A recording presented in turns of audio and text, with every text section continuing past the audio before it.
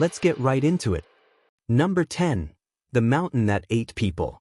Picture this. You're on a snowy mountain with your rugby team, feeling invincible because you can bench press your own body weight and quote motivational posters unironically. Then your plane crashes into the Andes. Not bumpy landing. Not lost luggage. Full-on metal tube versus frozen apocalypse. In 1972, Uruguayan Flight 571 slammed into the mountains, stranding 45 people in one of the most hostile environments on Earth. Temperatures plunged below freezing. There was no vegetation, no animals, no rescue coming anytime soon. Just ice, wreckage, and the creeping realization that granola bars are not a long-term food strategy. At first, they rationed tiny scraps, chocolate, wine, bits of food salvaged from the plane. But starvation isn't a dramatic, cinematic thing. It's slow. Your body begins burning muscle. Your thinking gets foggy. You stop feeling like a person and start feeling like a battery on 2%. Hunger becomes the only voice in your head. And then came the decision. The only available source of calories was the frozen bodies of the passengers who didn't survive the crash. This wasn't madness. It wasn't barbarism. It was physiology. The human body needs energy to function. Without calories, your organs begin shutting down one by one. The survivors made a collective, agonizing choice: eat or die. They survived 72 days in that mountain freezer. Some eventually trekked across glaciers for help. The disturbing part isn't just the cannibalism. It's how quickly morality bends when survival is on the line. Your ethical code feels permanent, until your hypothalamus is screaming for fuel. Then your brain quietly files your values under luxury items. Turns out, civilization is just a well-fed nervous system. Number 9. 438 days at sea. Imagine drifting in the Pacific Ocean so long that the concept of Tuesday feels fictional. In 2012, a fisherman named Jose Salvador Alvarenga set out from Mexico for what was supposed to be a routine fishing trip. A storm hit. His boat's motor died. Radio? Gone. GPS? Dead. He and a teenage crewmate were now two specks floating on a planet-sized bathtub. Days turned into weeks. Weeks turned into months. They survived by catching fish with their hands. They ate raw turtle. They drank rainwater, and sometimes turtle blood when rain didn't show up. That's not a survival cookbook, that's biology improvising. But here's where it gets psychologically brutal: isolation. The human brain is wired for social interaction. Prolonged isolation can trigger hallucinations, paranoia, cognitive decline. Without structure, no clocks, no calendars, your sense of time collapses. Every sunrise is just another sunrise. The mind begins to unravel when it has nothing to anchor to. Alvarenga's crewmate eventually died from starvation. And now he was alone. Truly alone. No conversation. No shared hope. Just ocean in every direction. For 438 days. He reportedly talked to himself. Imagined conversations. That's not insanity. That's your brain desperately trying to maintain a sense of reality. Social interaction regulates your nervous system. Without it, your thoughts start echoing too loudly. When he finally washed ashore in the Marshall Islands over a year later, he had survived the sea, but the sea had rearranged him. The scariest part? The body can adapt to almost anything. The mind just barely keeps up. Number 8. Buried alive for 17 days. You wake up in total darkness. You can't move your legs. Dust fills your lungs. Something heavy is crushing your chest. You don't know what time it is. You don't know if anyone knows you're here. In 2010, a 27-year-old Haitian man named Evans Monsignac was trapped beneath rubble after a massive earthquake leveled parts of Port-au-Prince. Concrete slabs pinned him down. No food. No clear access to water. For 17 days. The average person can survive roughly 3 weeks without food, but only a few days without water. So how did he live? Rubble sometimes creates small air pockets. Drips of moisture. Bits of contaminated water seeping through debris. Your body, when pushed to the edge, slows everything down. Metabolism drops. Movement becomes minimal. You enter a kind of biological power-saving mode. But physically surviving is only half the battle. Sensory deprivation does strange things to the brain. Without light, your circadian rhythm, your internal clock, loses track of reality. Hallucinations can occur. Panic surges come in waves. The amygdala, your threat detection system, doesn't get to clock out. It just screams, nonstop. Yet somehow he held on.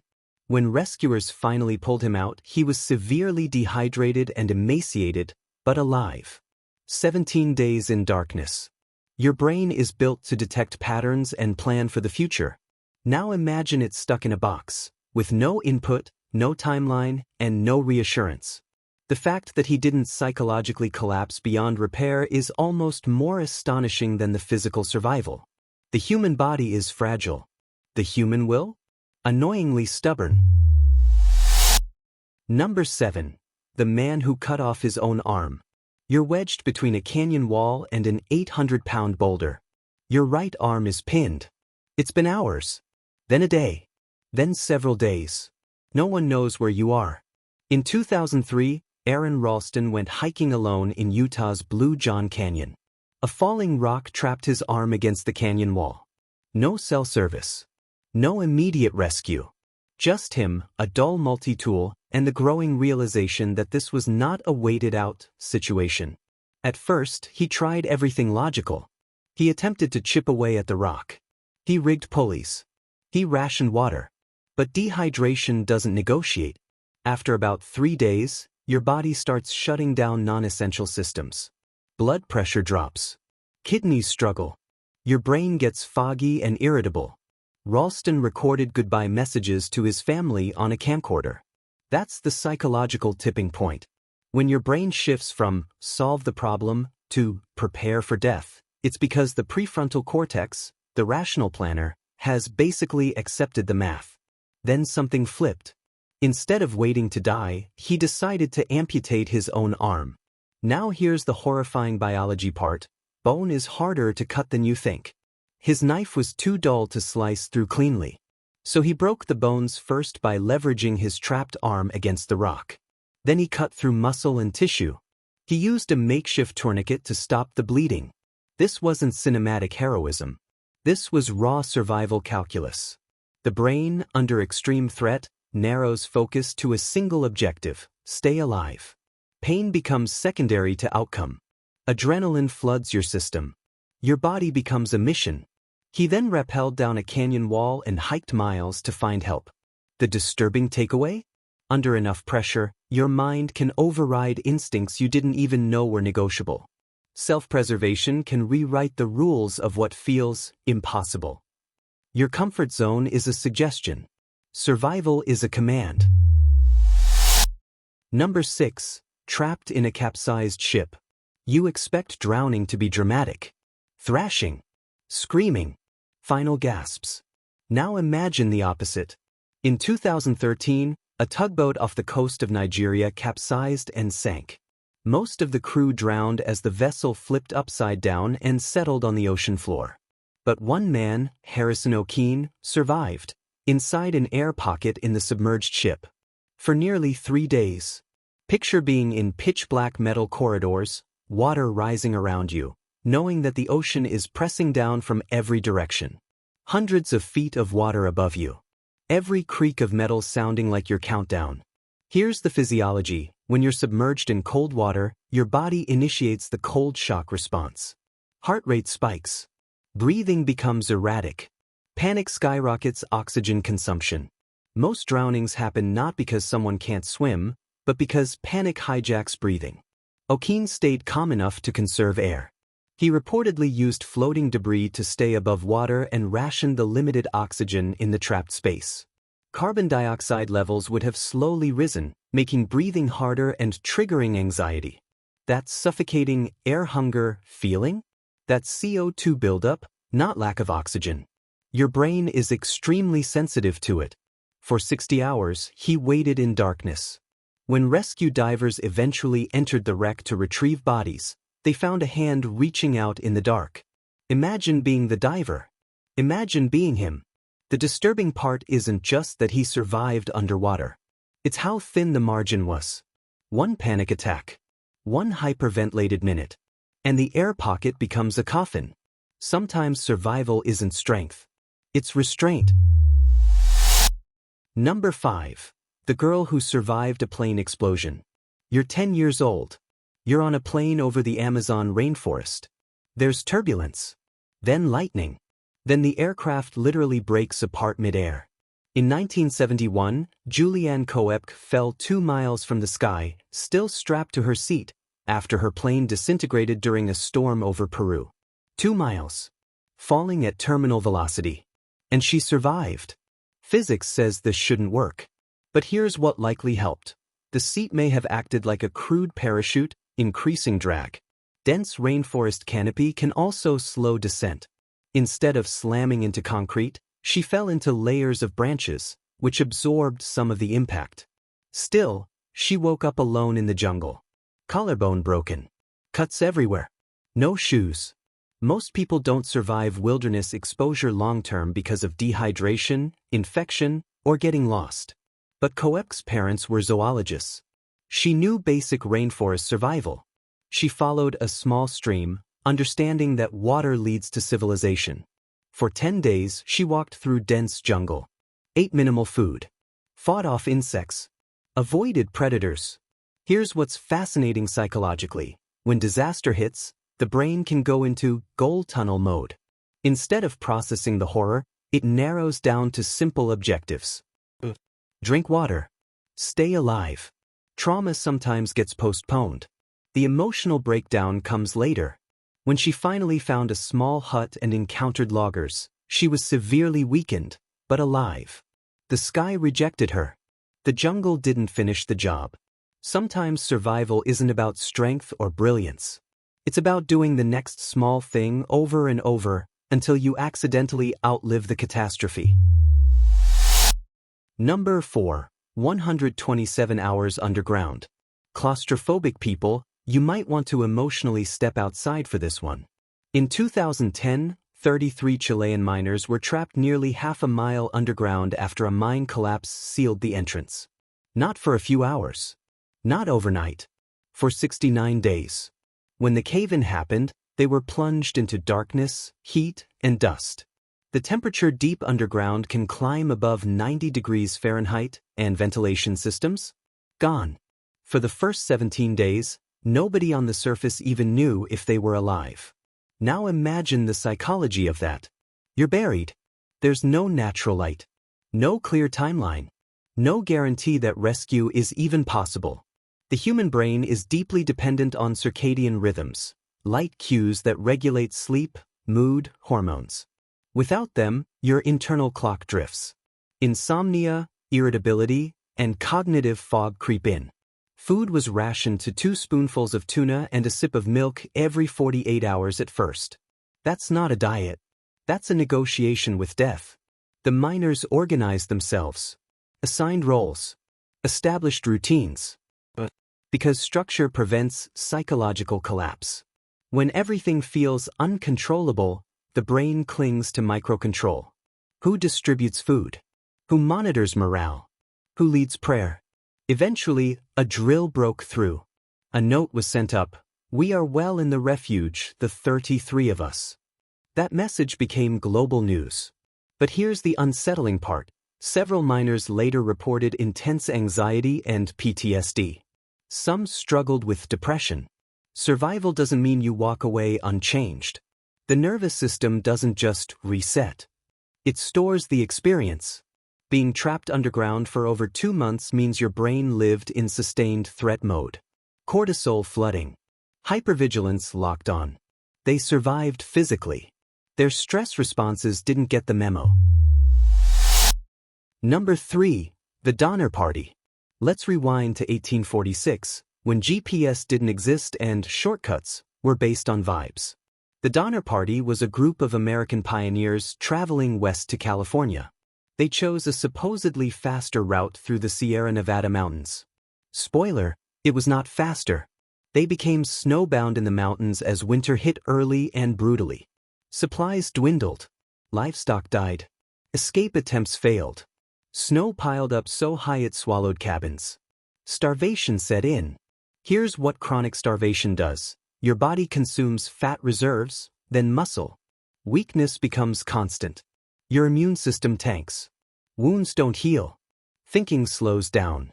You become irritable, apathetic, sometimes irrational. Eventually, like the Andes crash survivors, some members resorted to cannibalism.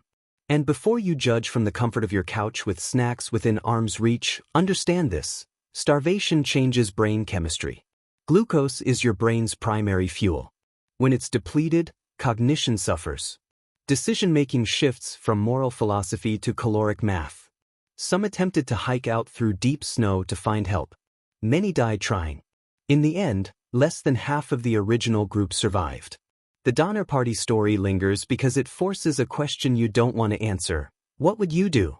You like to believe you're morally unshakable. But morality requires energy. It requires options. Take those away, and suddenly survival becomes the only rule left on the page. Civilization is stable food supply with good branding. Number 2. Lost in the Australian Outback. The Australian Outback is not a desert. It's a heat-based personality test. In 1999, a 56-year-old woman named Barbara McCooey became stranded in the remote outback after her car broke down. No immediate help. No working phone.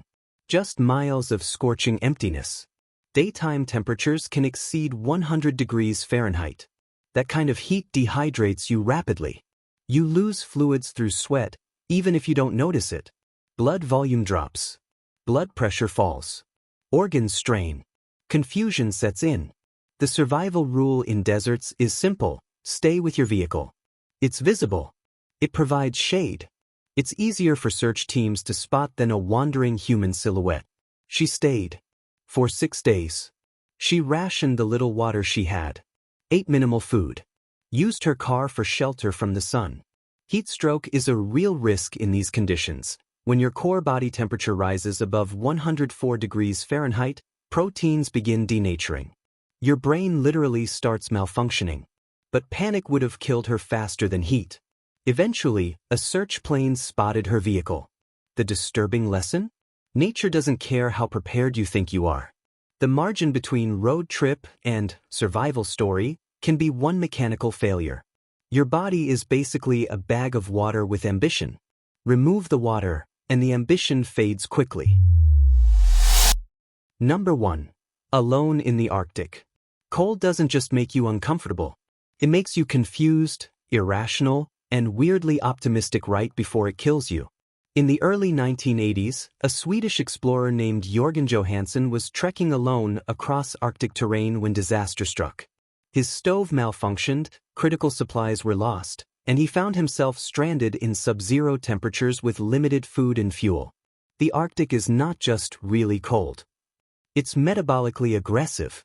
When exposed to extreme cold, your body constricts blood vessels in your extremities to preserve heat around vital organs. Fingers and toes become numb. Dexterity vanishes. Frostbite sets in when tissue literally freezes and ice crystals rupture cells from the inside. But the real danger is hypothermia. As your core temperature drops below 95 degrees Fahrenheit, shivering begins, your muscles rapidly contracting to generate heat. Drop lower, and shivering stops. That's not improvement. That's your body giving up on plan A. Confusion sets in. Speech slurs. You might start removing clothing because your brain misfires and creates a sensation of warmth. It's called paradoxical undressing. It's horrifyingly common. Johansson survived by building makeshift snow shelters, rationing supplies with obsessive precision, and forcing himself to keep moving even when exhaustion begged him to lie down, just for a minute. That minute is how hypothermia wins. When you sleep in freezing conditions, your metabolism slows, your temperature drops further, and you quietly shut down. He endured days of isolation, relentless cold, and dwindling energy before finally reaching safety. The Arctic doesn't scream. It whispers. It convinces you that resting is fine, that you're warm enough, that closing your eyes won't matter.